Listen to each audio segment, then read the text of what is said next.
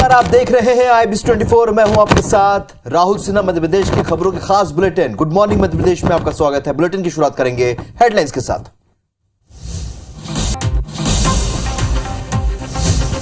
मध्य प्रदेश के दौरे पर बीजेपी प्रदेश प्रभारी मुरलीधर राव और सह प्रभारी रामशंकर कठेरिया दूसरे दिन भी करेंगे मैराथन बैठकें। उधर जबलपुर में कार्यकर्ताओं के नब्ज टोलेंगे वीडी शर्मा। मध्य प्रदेश में कांग्रेस ने भी मिशन 2023 के लिए कसी कमर। पीसीसी चीफ कमलनाथ आज 17 में पार्टी के ओबीसी सम्मेलन में करेंगे शिरकत। मध्य प्रदेश के 122 ग्राम पंचायतों में आज चुने जाएंगे सरपंच। 61,000 पंचों का भी होगा चुनाव। 4 दिन बाद आएंगे नतीजे। और मध्य प्रदेश में शीतलहर का प्रकोप। ठंड और कोहरे की वजह से विजिबिलिटी घटी। कई जिलों में स्कूलों की छुट्टी। ग्वालियर में सबसे कम तापमान।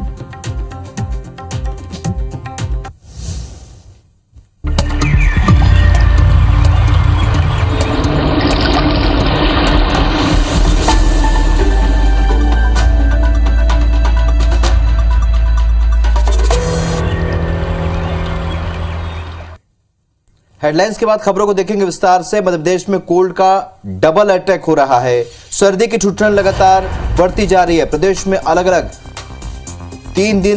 अगले 3 दिन तक सुबह शाम कोहरा छाया रहेगा। प्रदेश में सबसे कम तापमान ग्वालियर का है। यहां रात का तापमान 4.5 डिग्री सेल्सियस दर्ज हुआ है। आलम यह है कि ग्वालियर चंबल अंचल में सर्दी ने 10 साल का रिकॉर्ड तोड़ दिया।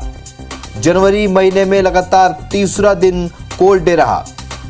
आज भी कोल्ड डे ही रहेगा। दिन का अधिकतम तापमान 6 डिग्री से नीचे रहने की संभावना है और इलाके में सुबह से घना कोहरा छाया हुआ है। हालात यह है कि सड़कों पर विजिबिलिटी 10 मीटर से भी कम हो चुकी है। वहीं उत्तर भारत से आने वाली ट्रेनें 6 से 8 घंटे से देरी से चल रही है।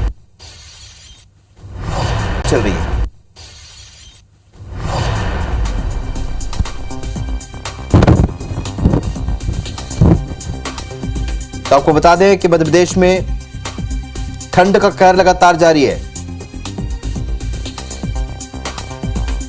और कोल्ड अटैक देखने को मिल रहा है पूरे देश के साथ ही मध्य प्रदेश में भी जबरदस्त ठंड का असर देखने को मिल रहा है।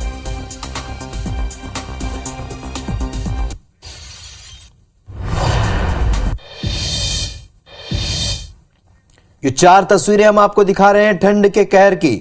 ग्वालियर, शहडोल, बैतूल और नर्मदापुरम की, जहां पर ठंड का खासा असर देखने को मिल रहा है। कोहरे की चपेट में है इस वक्त चंबल, जहां पर स्कूलों में भी कई स्कूलों में टाइम बदला गया है। कोहरे से ट्रेनों की रफ्तार भी घट गई है। तो बैतूल की भी तस्वीर आप देख रहे हैं, जहां सुबह से ही घना कोहरा छाया हुआ है। और वहीं नर्मदापुरम में भगवान को कंबल उड़ाया गया है।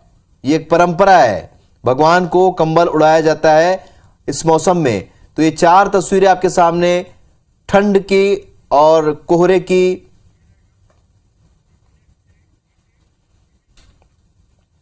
तो मध्य प्रदेश में ठंड का प्रकोप ऐसा है कि स्कूलों में छुट्टियों का ऐलान करना पड़ा है या फिर समय में बदलाव करना पड़ा है। पन्ना में बढ़ते ठंड के चलते कक्षा 5वीं तक स्कूलों में 7 जनवरी तक स्कूलों में अवकाश की घोषणा कर दी गई है। जबलपुर, नर्मदापुरम और गुना में भी स्कूलों में 7 जनवरी तक अवकाश की घोषणा कर दी गई है। तो वहीं मंदसौर में स्कूलों के समय में बदलाव किया गया है। इसके तहत अब कक्षाएं सुबह 7 बजे से लगेंगी। वहीं शहडोल में 10 जनवरी तक स्कूलों की छुट्टियां बढ़ा दी गई हैं।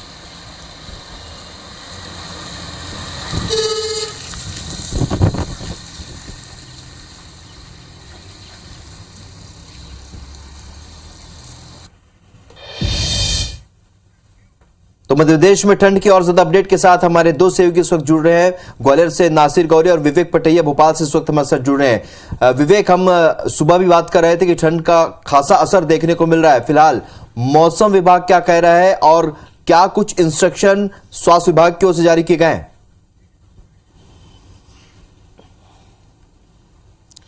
देखिए, मौसम विभाग का पूर्वानुमान जो है वो आने वाले 7 जनवरी तक मध्य प्रदेश में कड़ाके की ठंड पड़ने का है और मध्य प्रदेश के सभी जिलों में मावठा गिरने के आसार है, ठंड पड़ने के आसार है। सिर्फ जो यदि हम बात करें निमाड़ और मालवा, इन दो रीजन में थोड़ा जो है ठंड का असर कम दिखाई देगा। लेकिन यदि हम ग्वालियर चंबल से लेकर बुंदेलखंड और महाकौशल और मध्य प्रदेश की यदि हम बात करें तो यहाँ पर ठंड का रौद्र रूप दिखाई दे रहा है। फिलहाल राजधानी भोपाल की ही यदि हम बात करें तो 60 डिग्री के आसपास तापमान है यहाँ पर, और न्यूनतम तापमान 60 डिग्री के आसपास है। दिन का भी तापमान 10 डिग्री से नीचे बना हुआ है। मतलब आप समझ सकते हैं कि राजधानी भोपाल में किस तरह ठंड पड़ रही है। हालांकि सुबह से हम देख रहे हैं कि कोहरे का जो असर है वो अब कम दिखाई दे रहा है।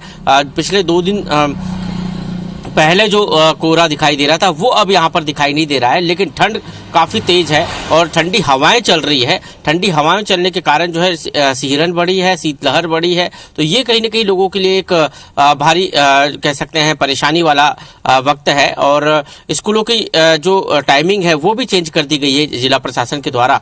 स्वास्थ्य विभाग की यदि हम बात करें तो उन्होंने सलाह दी है बुजुर्गों को और खासकर बच्चों को कि वो जरूरत पड़ने पर ही घर से बाहर निकले, और घर में यदि है तो गर्म कपड़े पहने। और जो गंभीर बीमारियों से संबंधित रोगी हैं वो डॉक्टरी सलाह लेकर ही जो है इस ठंड से बचाव के उपाय करें, क्योंकि ये ठंड जो है काफी नुकसानदायक है ऐसे लोगों के लिए जो गंभीर बीमारियों से पीड़ित है। हालांकि ये ठंड जो है फायदेमंद है गेहूं की फसल के लिए, चने की फसल के लिए, वो फसल जो इस सीजन में बोई जाती है उसके लिए काफी लाभकारी ठंड है। लेकिन लोगों के लिए जो है काफी जो ठंड यदि ज्यादा पड़ती है तो नुकसानदायक है, और इसलिए जिला प्रशासन की तरफ से भी पूरी तैयारी की गई है। हालांकि रैन बसेरों को लेकर और उन स्थानों पर को लेकर जहां पर यात्री आते हैं, यहाँ पर पब्लिक का जो है पब्लिक ज़्यादा रहती, वहाँ पर प्रशासन और नगर निगम की तरफ से कोई व्यवस्थाएं नहीं है।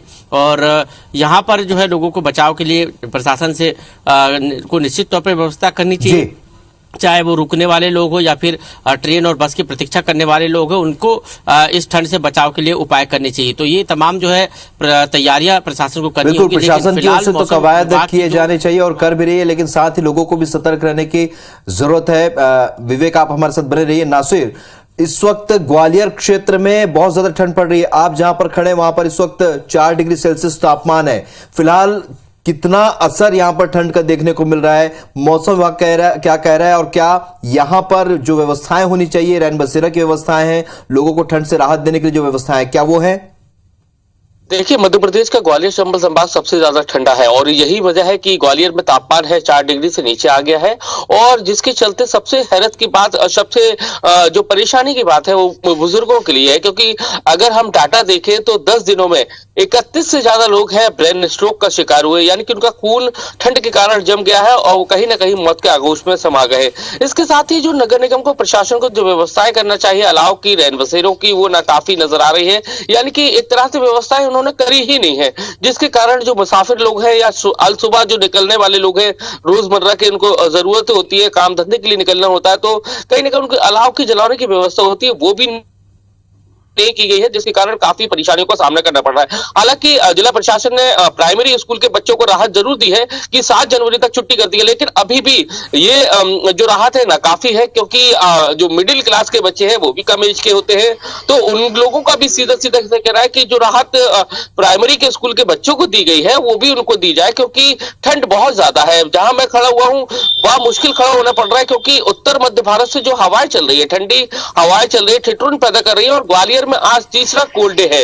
आप समझा जा सकता है कि कोहरे ने जो चादर लपेटी हुई है, तो कहीं ना कहीं ग्वालियर चंबल संभाग में उसका बहुत ज्यादा असर दिखाई दे रहा है। जो ट्रेनों की रफ्तार है वो उस पर भी ब्रेक लगाए, लगभग 1 दर्जन से ज्यादा जो ट्रेनें हैं 5 से 6 घंटे लेट चल रही है, तो समझा जा सकता है कि किस कदर जो ठंड और कोहरा है उसका सितम ग्वालियर चंबल संभाग में देखने को मिल रहा है। हालांकि अब दावे किए जा रहे हैं कि अलाव जलाए जाएंगे, रैन बसेरों को आस्थाई रैन बसेरे बनाए जाएंगे, लेकिन अभी बहुत ज्यादा वक्त बीतने के बावजूद भी नगर निगम ने पूरी तरह से एक्शन नहीं ले पा रहा है, जिसके कारण आम आदमी है वो बहुत ज्यादा ठंड से परेशान हो रहा है। बिल्कुल, और उत्तर से आ रही हवाओं ने ठंड काफी बढ़ा दी है। ऐसे में पूरे प्रदेश में लगातार ठंड पड़ रही है। आप दोनों का मेरे साथ जुड़ने के लिए बहुत बहुत शुक्रिया। इधर छिंदवाड़ा में भी सर्दी का कहर लगातार जारी है। ऐसे में कलेक्टर शीतला पटले एक्शन मोड में नजर आई। कलेक्टर ने शहर में नगर निगम के इंतजामों का औचक निरीक्षण किया। इस दौरान वो बस स्टैंड, रेलवे स्टेशन, फव्वारा चौक और रैन बसेरा पहुंची, जहां पर उन्होंने लोगों से बातचीत की। उन्होंने कड़ाके की ठंड में भी बाहर रात गुजारने वालों को रैन बसेरे में शिफ्ट कराया, साथ ही जरूरतमंदों को कंबल बांटे। उन्होंने नगर निगम को सार्वजनिक जगहों पर अलाव जलाने के निर्देश दिए। शीतलहर के चलते कलेक्टर ने स्कूलों में नर्सरी से 5वीं तक के लिए अवकाश घोषित किया है।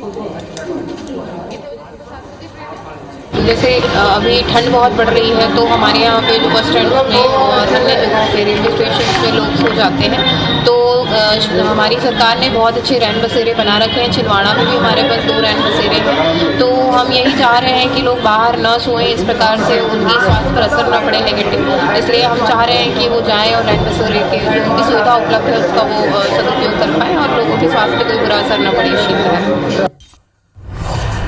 भोपाल से इस वक्त बड़ी खबर, जहां पर ओबीसी वोटर्स पर कांग्रेस का फोकस है। आज सतना में कांग्रेस का महासम्मेलन होगा। कमलनाथ सम्मेलन में शामिल होंगे। ओबीसी वर्ग को साधने की तैयारी में है कांग्रेस और ओबीसी वर्ग को आज संबोधित करेंगे। तो ओबीसी वर्ग को साधने की कोशिश कांग्रेस ने शुरू की है और आज कमलनाथ का एक सम्मेलन होगा। ओबीसी वर्ग को संबोधित करेंगे इस महासम्मेलन में। आज सतना में कांग्रेस का महासम्मेलन है, कमलनाथ सम्मेलन में शामिल होंगे। यानी कुल मिलाकर अब जैसे जैसे चुनाव आ रहे हैं वैसे वैसे दोनों ही पार्टियां अपने वोट बैंक को फोकस कर रही हैं। अब कांग्रेस ने ओबीसी वर्ग को फोकस किया।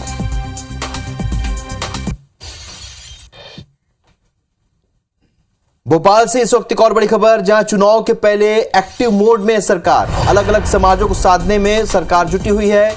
राजपूत समाज के साथ आज सीएम सम्मेलन करेंगे। दोपहर 12:30 बजे समाज के साथ मंथन होगा और समाज के कई मांगों को पूरा करने की कोशिश करेंगे। यानी एक और जहां कमलनाथ महासम्मेलन में ओबीसी समाज को संबोधित करेंगे, तो वहीं सीएम शिवराज भी आज राजपूत समाज के कार्यक्रम में शामिल होंगे।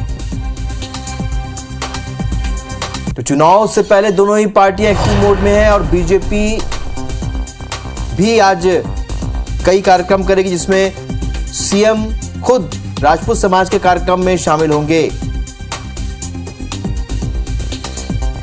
तो दोपहर 12:30 बजे समाज के साथ मुख्यमंत्री शिवराज सिंह चौहान मंथन करेंगे और कई मांगों को पूरा करने की कोशिश करेंगे।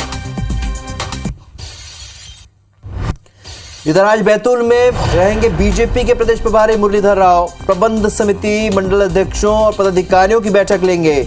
आकांक्षी विधानसभा और त्रिदेव सम्मेलन को संबोधित करेंगे और मुरैना भी जाएंगे। बीजेपी के सह प्रभारी रामशंकर कठेरिया, जिला पदाधिकारी, मंडल अध्यक्षों की वो बैठक लेंगे। मोर्चा अध्यक्ष पदाधिकारियों से भी चर्चा करेंगे।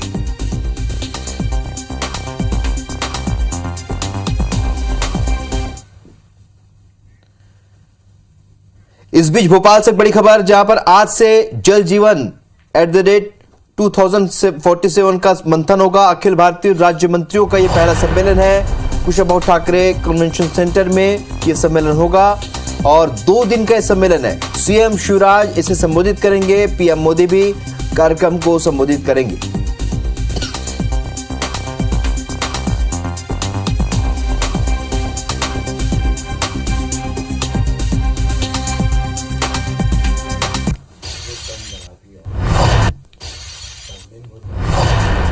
इधर एक और बड़ी खबर, मध्य प्रदेश में पंचायतों के लिए आज वोटिंग जारी है। 122 ग्राम पंचायतों में सरपंच चुने जाएंगे। 61,936 पंच के लिए उपचुनाव हो रहे हैं।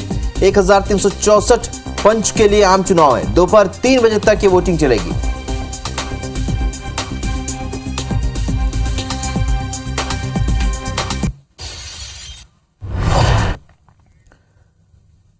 इस बीच मुरैना से एक बड़ी खबर, जहां 2 प्रॉपर्टी डीलर्स के बीच विवाद में फायरिंग हुई है। करोड़ों की प्रॉपर्टी के लेन देन पर विवाद हुआ। सचिन सिकरवार पर फायरिंग का आरोप लगा है और फायरिंग की घटना सीसीटीवी में कैद हुई है, जो आपके सामने है। तस्वीरों में आप देख सकते हैं 2 प्रॉपर्टी डीलर के बीच विवाद में फायरिंग हुई है और यह तस्वीर सामने आई है। सचिन सिकरवार पर फायरिंग का आरोप लगा है। करोड़ों की प्रॉपर्टी के लेन देन पर यह विवाद हुआ और उसके बाद दो प्रॉपर्टी डीलर के बीच इस विवाद में फायरिंग हुई।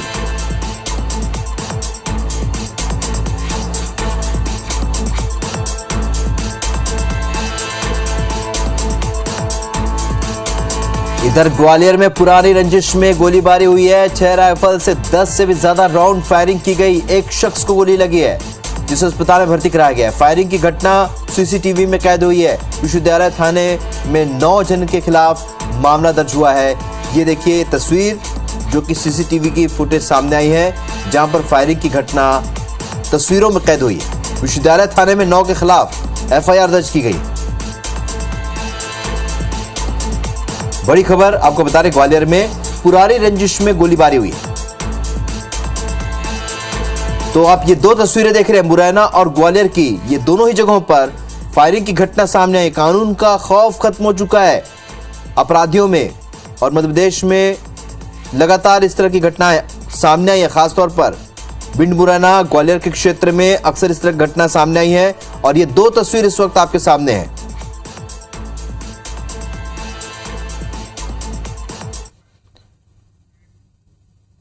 इधर भिंड में भी कोचिंग सेंटर के बाहर फायरिंग हुई है। पुलिस की गिरफ्त में है 3 छात्र। स्कूटी पर सवार होकर 3 ये छात्र आए थे। आपसी झगड़े में गोली चलाई गई। ये तस्वीर देखिए आप, ये भिंड से है जहां पर कोचिंग सेंटर के बाहर फायरिंग हुई है। पुलिस की गिरफ्त में है ये 3 छात्र और स्कूटी पर सवार होकर आए थे। तस्वीरों में नजर आ रहे हैं। आपसी झगड़े में इन्होंने गोली चलाई।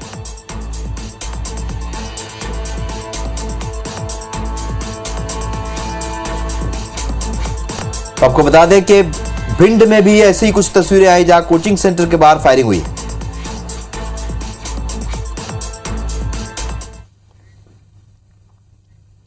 बढ़ते आगे, आगामी विधानसभा चुनाव के मद्देनजर इंदौर में कांग्रेस संगठन को मजबूत करने के लिए आने वाले दिनों में कई पदाधिकारियों को बाहर का रास्ता दिखाया जा सकता है। इसकी कवायद शुरू हो चुकी है। दरअसल इंदौर में कांग्रेस के विभिन्न मोर्चा और प्रकोष्ठ है, लेकिन जिन कांग्रेस कार्यकर्ताओं को विभिन्न मोर्चा की जिम्मेदारी सौंपी गई है, इन्होंने केवल कागजों पर ही कार्यकारिणी का गठन कर दिया।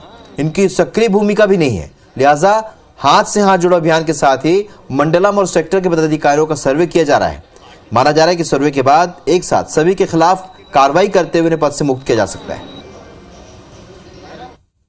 जो काम नहीं कर रहे हैं उनकी समीक्षा हमारे प्रभारी महोदय द्वारा की जा रही है। प्रभारी महोदय जी माननीय महेंद्र जोशी जी एवं अन्य प्रभारी तत्काल इंदौर शहर में आने वाले हैं। वो समीक्षा करेंगे सब मोर्चा संगठन और अन्य लोगों की। अगर जिनने काम नहीं किया वो उनके हिसाब से निर्णय लेंगे, आगे उसके साथ क्या है।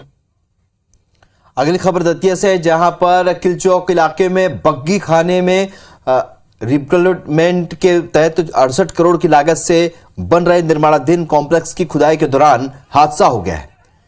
दीवार गिरने से दुकान मालिक और एक मजदूर सहित 4 लोग मलबे में दब गए।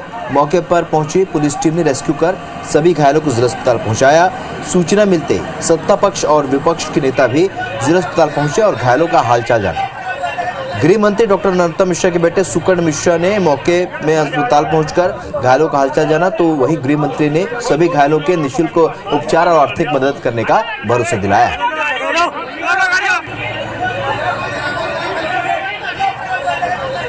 बाइक की अनुकंपा से बड़ी हादसा टल गया। कितना भी बड़ा इलाज कराना पड़े, बड़े से बड़ा इलाज उनका निःशुल्क होगा। आर्थिक स्थिति भी उनकी दूर की जाएगी और पूरी चिंता उनकी की जाएगी। तो इस बुलेटिन में फिलहाल इतना ही, लेकिन आगे देखिए मध्य प्रदेश और छत्तीसगढ़ की 10 खबरें। नमस्कार।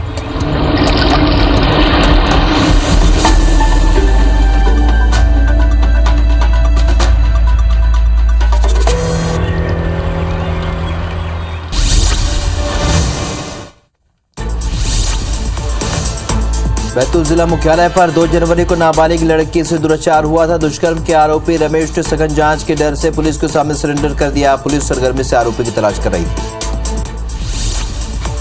बालाघाट के खैरलांजी इलाके के जंगल से पुलिस ने एक लाश बरामद किया है। शव का सर, एक हाथ और पैर गायब है। पुलिस ने शव को पोस्टमार्टम के लिए जबलपुर मेडिकल कॉलेज भेज दिया है।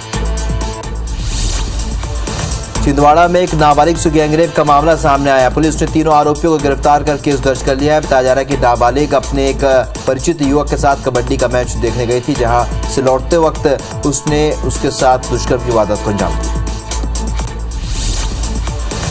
सिंगरौली में मालगाड़ी की चपेट में आने से छात्र मुकेश विश्वकर्मा की दर्दनाक मौत हो गई। बता दें कि हादसे के बाद से मालगाड़ी में ही छात्र की बॉडी फंसी रही।